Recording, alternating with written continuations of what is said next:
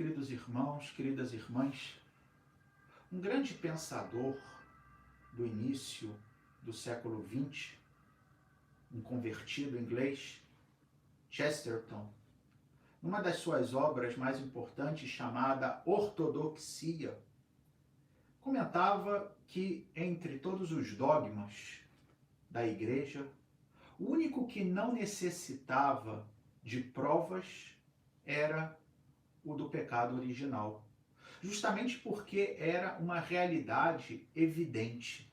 E com efeito, queridos irmãos, queridas irmãs, todos nós experimentamos essa desordem no nosso coração. Aquilo que São Paulo, e já comentamos aqui tantas vezes, comentou na carta aos Romanos, no capítulo 7, quando afirmou: vejo uma lei no meu interior. Tenho o bem diante de mim, mas não me é possível alcançá-lo. Faço o mal que não quero e deixo de fazer o bem que quero. E hoje, na primeira leitura do livro do Gênesis, escutamos justamente as consequências desse ato de desobediência nos primórdios da humanidade. Contado, narrado, aqui no livro do Gênesis, no capítulo 3, evidentemente com uma linguagem cheia de simbolismos, que não tem a pretensão de ser uma cronologia histórica daquilo que aconteceu, embora esteja referindo-se a uma realidade dos primórdios da humanidade, daquele primeiro momento em que o homem e a mulher foram criados por Deus.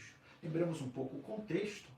Deus, então, havia colocado o homem no jardim, ou seja, que representa a criação, para que o homem cuidasse, tivesse uma responsabilidade de ser aquele que faria com que a criação correspondesse ao projeto de Deus. E Deus deu ao homem a mulher para que os dois, num projeto de um complementando o outro, juntos pudessem cumprir essa missão.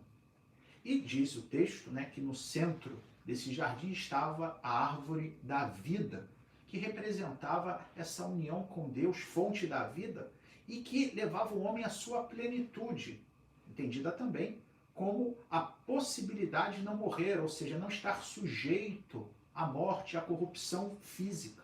Por outro lado, tinha também no jardim a árvore do conhecimento do bem e do mal, que representava a autonomia. E essa árvore tinha determinado Deus que o homem e a mulher não podiam comer dela, como já ensinando que para que o homem tivesse a plenitude da vida, tivesse a sua vida devidamente ordenada, ou seja, conforme a sua natureza, era sempre necessário reconhecer que Deus estava num patamar superior, ou seja, que toda a realidade existente, toda a criação dependia de Deus, e o homem e a mulher também.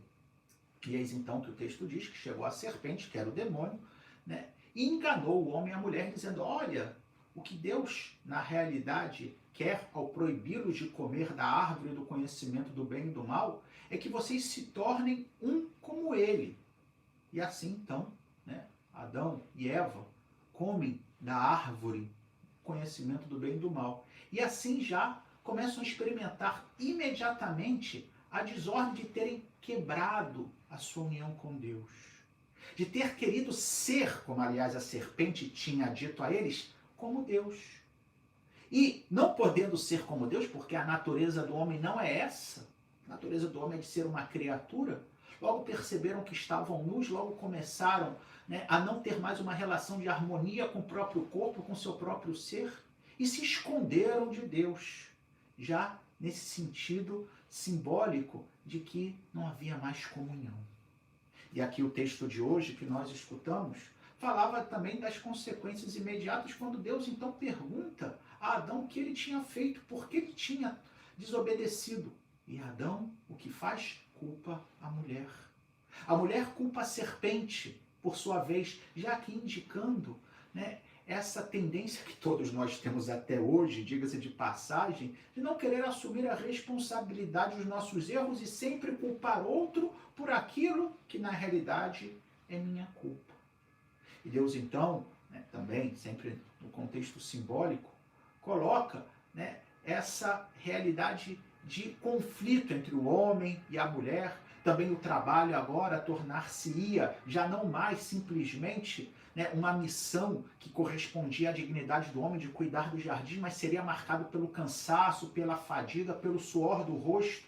A própria maternidade, que deveria ser, né, a realidade mais maravilhosa experimentada pelo ser humano e pela mulher de modo concreto, que era dar continuidade a essa missão de povoar a terra, transmitindo aos filhos a imagem de Deus que recebera, né, a Eva e Adão também como criaturas feitas à imagem e semelhança de Deus, e, portanto, dar à luz significava dar continuidade a isso, algo maravilhoso, mas que agora seria marcado pelas dores do parto, para além do conflito, repetindo já o que eu comentei pouco antes, entre o homem e a mulher. E diz o texto também que Deus então os expulsa do jardim para que não comessem da árvore da vida e assim não buscassem a imortalidade por conta própria. Isso pode parecer um pouco estranho, mas no fundo já era sinal dessa providência de Deus. Ao fazer com que o homem experimentasse a morte, Deus também estava permitindo ao homem a possibilidade de olhar a sua própria fragilidade e assim se converter, assim voltar para a fonte da vida, da verdadeira vida que é Deus, e não ser como o demônio, que é imortal, mas já não se arrepende. Já não quer mais voltar à comunhão com Deus, está condenado por toda a eternidade. Portanto, para evitar a condenação eterna, Deus permitiu ao homem que experimentasse a morte e assim tivesse tempo de se converter.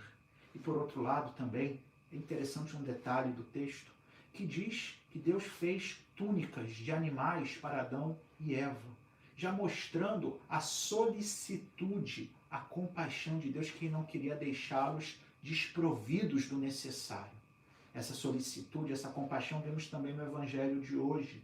Quando Jesus, segundo o que escutamos na narração de São Marcos, no capítulo 8, ao ver aquela multidão de homens e mulheres, descendentes de Adão e Eva, né, nossos irmãos e irmãs, que estavam ali já há 3 dias escutando a palavra de Jesus, porque viam nele aquela palavra que trazia sentido à vida, que fazia com que eles realmente vissem que era possível voltar à comunhão com Deus, mas ao mesmo tempo estavam sem comer, não tinham o que comer, estavam no deserto. E Jesus então multiplica os pães e os peixes, porque teve compaixão. Compaixão como a que Deus tem de cada um de nós. Não nos deixa desamparados. Sempre vem em nosso auxílio. Sempre nos estende a mão e nos dá a possibilidade que nos convertamos. Na quarta-feira próxima vamos iniciar a Quaresma. Esse tempo justamente para que nos lembremos de que somos pó e que ao pó voltamos. Porém, um pó que pode receber o Espírito de Deus e ressuscitar, um pó chamado a estar em comunhão com Deus.